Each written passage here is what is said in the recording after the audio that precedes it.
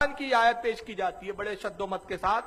آئیے میں انہی کا ترجمہ قرآن پیش کر رہا ہوں, انہی کے ہاتھ سے چھپا ہوا, اور وہ آیت پیش کر رہا ہوں جو ان کی سب سے بڑی دلیل ہے اللہ کے عرش پر ہونے کے تعلق سے. یہ جناب مولوی وحید الزماں حیدرآبادی غیر مقلدوں کے جو علامہ ہیں, جن کی ہدیت المہدی ابھی ہم پیش کر رہے تھے بار بار, ان کا ترجمہ ہے. اس کے بعد جوناگڑھی صاحب کا ترجمہ ہے جو حاجیوں کو حجاج کو مفت میں دیا جا رہا ہے. پارہ نمبر 11 ہے, سورہ یونس ہے, اور آیت نمبر اس کی 3 ہے. اللہ ارشاد فرماتا ہے ان ربکم اللہ الذی خلق السماوات والارض فی 6 ایام ثم استوى علی العرش یدبر الامر. اب وحید الزماں صاحب نے جو ترجمہ کیا, میں ان کا منوان ترجمہ بیان کر رہا ہوں, ریڈ لائن سے انڈر لائن کیا ہوا ہے جو آپ کو نظر آ رہا ہوں گا مانیٹر پہ. کہتے لوگوں بے شک تمہارا مالک اللہ ہے جس نے 6 دن میں آسمان اور زمین کو بنایا, پھر اپنے تخت پر بیٹھا. دنیا کا انتظام وہیں بیٹھے بیٹھے کر رہا ہے. یعنی انہوں نے تو بالکل واضح کر دیا اس ترجمہ قرآن سے کہ ان کا بالکل یہی عقیدہ ہے کہ اللہ عرش پر بیٹھا ہے اور بیٹھے بیٹھے انتظام کر رہا ہے. اب ذرا آئیے آیت کے ایک لفظ پہ ترجمہ کریں. اگر یہی مفہوم لیا جائے قرآن کیا جو یہ پیش کرنا چاہ رہے ہیں کہ بے شک لوگوں تمہارا مالک اللہ جس نے 6 دن میں آسمان اور زمین کو بنایا, پڑھنے والے قارئین کا ذہن کیا جائیں گا, اللہ نے 6 دن میں زمین آسمان بنائے, پھر تخت بنایا یعنی عرش بنایا, پھر بیٹھ گیا. تو معاذ اللہ وہ سوچنے لگے گا کہ کہیں ایسا تو نہیں کہ 6 دن کے بعد عرش بنا کر بیٹھنے کی ضرورت پڑی تو زمین اور آسمان بناتے بناتے وہ تھک گیا تھا. یہی بات آئیں گی نا ذہن میں.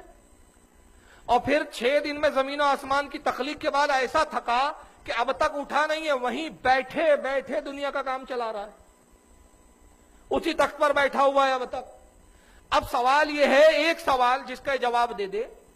اگر قرآن کی مراد یہی ہے جو یہ ترجمہ بیان کر رہے, تو یہاں پہ ایک صاف واضح لفظ آیا ثم استوى علی العرش, پھر وہ عرش پر بیٹھا. بقول ان کے ثم ایک دوسری کیفیت کو, منتقل والی کیفیت کو بیان کر رہا ہے. ثم لفظ کب آتا ہے؟ پہلی کیفیت سے دوسری کیفیت کی طرف کوئی بات منتقل ہو رہی ہو یا کوئی چیز منتقل ہو رہی ہے تو ثم کا لفظ استعمال ہوتا ہے. جیسے میں کہوں گا بھائی میں ٹرین میں بیٹھا پھر بمبئی آیا, مطلب آپ سمجھ گئے کہ پہلے میں بمبئی میں نہیں تھا, کہیں اور تھا, پھر یہ آئے. تو یہ پھر جو ہے پہلے کی بات کی دوسری کیفیت کو ظاہر کرتا ہے. ثم استوى علی العرش, پھر وہ عرش پر بیٹھا. تو جب عرش بنایا تو بیٹھا, جب عرش نہیں تھا تو وہ کہاں تھا؟ یہ سوال آئے گا کہ نہیں؟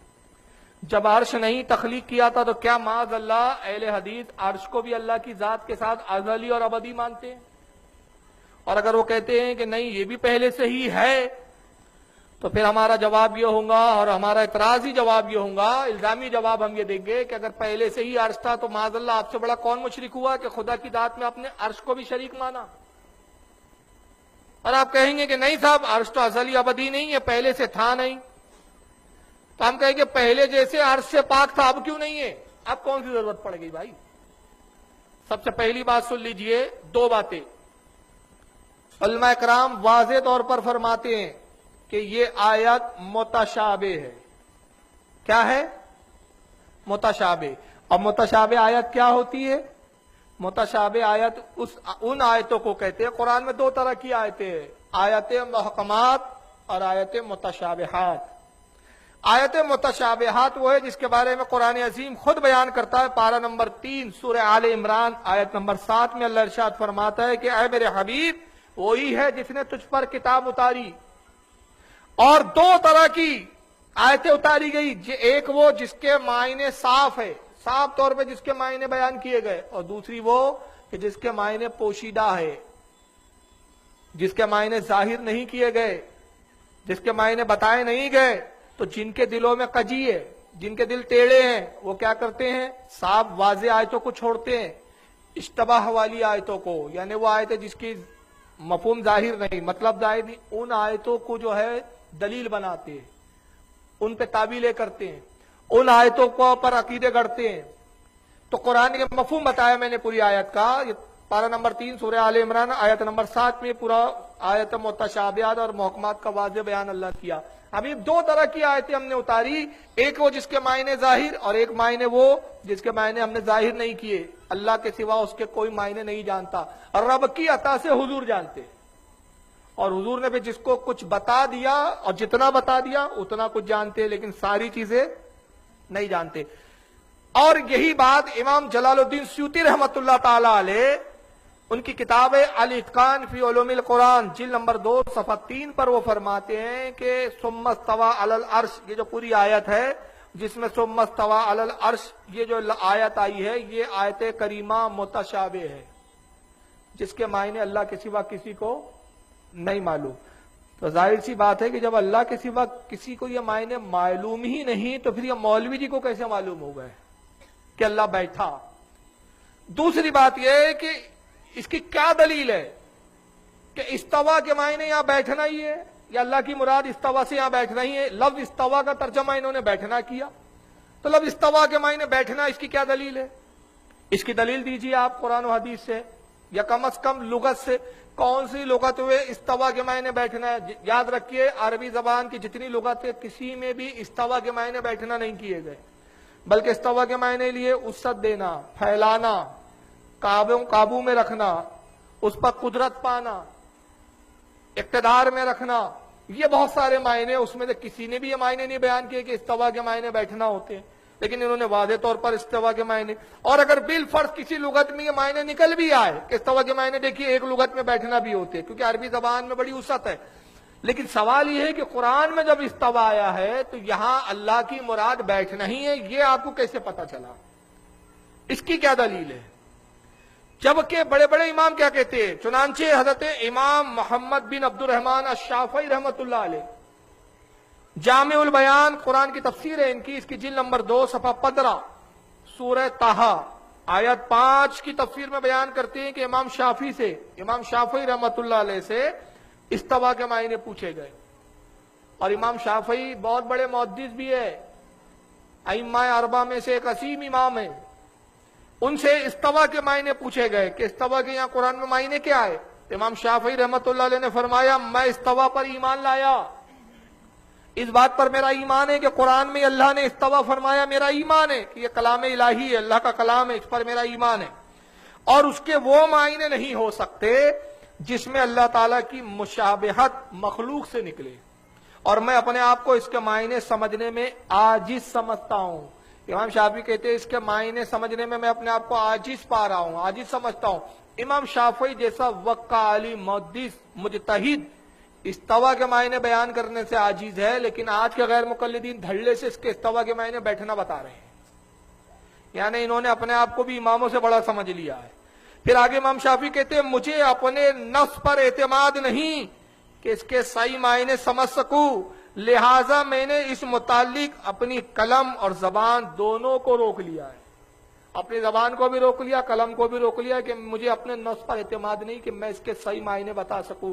तो इमाम शाफी कह रहे हैं कि मेरी कलम को भी मैंने रोक लिया, अपनी जबान को रोक लिया, और मैं अपने आप को इसमें आजीज पाता हूं। तो इमाम शाफी जैसा वक्त का मुहद्दिस, वक्त का इमाम, वक्त का मुजतहिद आजिज समझ रहा है, लेकिन आज छुट पे ये लोग जो है अपने आप को इस पर इतना बेबाक कर रहे हैं कि धड़ल्ले से कहते हैं कि साहब कुरान में और इसके मायने बैठना होते हैं। ये रिसाला कुशैरिया है, हज़रत इमाम अबुल कासिम कुशैरी रहमतुल्लाह अलैह का बड़ा मशहूर तसव्वुफ की किताब है। ये 456 हिजरी में इनका इंतकाल हुआ, इब्न तैमिया से बहुत पहले। ये उर्दू जबान में रिसाला छपकर आया, सफ़ा 136 और 141 है। इमाम कुशैरी रहमतुल्लाह अलैह फरमाते हैं कि मैंने इमाम अबू बकर मोहम्मद बिन अल हसन बिन फौरिक रहमतुल्लाह अलैह मुतवफ़ा 406 हिजरी से सुना, फरमाते थे कि मैंने अबू उस्मान मगरिबी के खादिम मोहम्मद बिन महबूब से सुना। उन्होंने कहा कि मुझसे एक दिन अबू उस्मान मगरिबी ने सवाल किया, ऐ मोहम्मद, अगर तुझसे कोई पूछे कि तेरा माबूद कहाँ है तो क्या जवाब दोगे? मैंने अर्ज किया, मैं कहूंगा कि मेरा माबूद वहां है जहां वो अजल से था। उन्होंने फिर कहा कि अगर वो ये सवाल करे कि अल्लाह ताला अजल से कहां था तो फिर क्या कहोगे? उन्होंने फिर कहा कि मैं कहूंगा जहां अब है। इनका मतलब यह है कि जिस तरह वो पहले लामकान था इसी तरह अब भी वो लामकान है। पहले भी मकान की इसको हाजत नहीं थी और अब भी उसको मकान की हाजत नहीं थी। सफा नंबर इसका दूसरा देखे 137। आगे वो वही वाकया लिख रहे हैं, कहते इस पर अबू उस्मान मगरिबी मुझसे बहुत खुश हुए और अपनी कमीज उतार कर मुझे दी। मैंने इमाम अबू बकर बिन फौरिक से सुना, वो फरमाते थे, मैंने अबू उस्मान मगरिबी से सुना, वो फरमाते थे कि मेरा अकीदा किसी कद्र खुदा की जहद के मुतालिक था, लेकिन मैं बगदाद पहुंचा तो यह अकीदा जाता रहा। इस पर मैंने अपने इन साथियों को जो मक्का में थे लिख भेजा कि मैं अज सरे 9 मुसलमान हुआ हूं। यानी देखिए अइम्मा का कौल बयान करें, इमाम अबू बकर फौरी कहते हैं कि अबू उस्मान मगरिबी जो बहुत बड़े सूफी और बुजुर्ग है, आलिम है, वो कहते हैं मेरा पहले ये अकीदा क्या था कि अल्लाह सिमतों में घिरा हुआ है, जगहों में घिरा हुआ है, जगह पर है। बाद में जब मेरे समझ में आया, अल्लाह ने मुझे तौफीक दी कि यह अकीदा गलत है, तो मैंने अपने इस अकीदे से तौबा की और अपने दोस्तों को खत क्या लिखा कि ऐ मेरे दोस्तों, अब मैं दोबारा नया मुसलमान हुआ हूं। यानी मतलब ये कि वो ये मानते हैं कि ये तस्लीम करना कि अल्लाह जगह में है, घिरा हुआ है, सिमतों में है, अर्श पर है, ये गोया उनके नजदीक कुफ्र का अकीदा है, इसको कुफ्री अकीदा माना गया है। सफा नंबर 141 है उसी किताब का। शिबली से किसी ने रहमान अलल अर्श तवा के मुतालिक सवाल किया तो फरमाया रहमान तो अजल से मौजूद है और अर्श हादी से।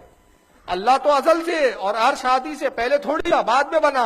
लिहाजा यहां मुराद यह है अल अर्श बिर रहमान इस्तवा, अर्श का कयाम अल्लाह से। इमाम शिबली फरमा रहे हैं कि इस आयत में मुराद ये नहीं है कि अल्लाह अर्श पर बैठा, बल्कि उसकी मुराद क्या है कि अर्श का कयाम, यानी अल्लाह की कुदरत से यह अर्श ठहरा हुआ है। इमाम जाफर सादिक फरमाते हैं, जो शख्स ये कहे कि अल्लाह ताला किसी चीज के अंदर है या किसी चीज में है या किसी चीज के ऊपर है, तो फिर वो चीज अल्लाह की हामिल हुई और अल्लाह महमूल ठहरा। यानी अगर कहे अर्श के ऊपर है, आसमानों के दरमियान में है, अर्श के बीच में है, अर्श के नीचे है, जगह पे है, बैठा हुआ है, तो वो अल्लाह की हामिल हुई, यानी माज़अल्लाह अल्लाह उसमें घिरा हुआ है और वो चीज अल्लाह को घेरे हुए। अगर किसी चीज के अंदर है तो खुदा महसूर हुआ, और अगर किसी शय में उसको तस्लीम किया जाए तो मानना पड़ेगा कि अल्लाह महसूर हुआ, यानी कैद हो गया माज़अल्लाह उसमें। और अगर किसी चीज में है तो मुहद्दस ठहरा, यानी पहले मौजूद ना था और अब वजूद में आया। ये सब शिर्क के मुस्तवजिब है, यानी शिर्क की बातें हैं। तो इमाम जाफर सादिक के नजदीक अर्श पर बैठना, मानना, ये तस्लीम करना, ये शिर्क की तरह है, शिर्क की तरफ ले जाता है।